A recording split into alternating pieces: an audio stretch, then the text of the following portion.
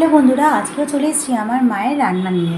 তো চলো মা কী রান্না করেছে সেটা আমরা দেখে নিই। দেখো, প্রথমেই দেখিয়ে দিচ্ছি, হাঁড়িতে মা ভাত রেখেছে, এই যে। আর তারপর হচ্ছে উচ্ছে সেদ্ধ প্লাস উচ্ছে সেদ্ধর জল, যেহেতু মা জলটা খায়, কলমি শাক। আর এখানে রয়েছে শশা কাটা, এখানে আছে ডাল,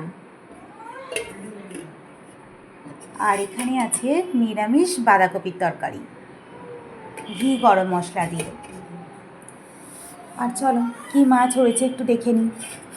এখানে মা করেছে সর্ষে দিয়ে পাবদা, আর এখানে হয়েছে মোরলা মাছের টক তেঁতুল দিয়ে, যেটা আমি খেতে খুব ভালোবাসি।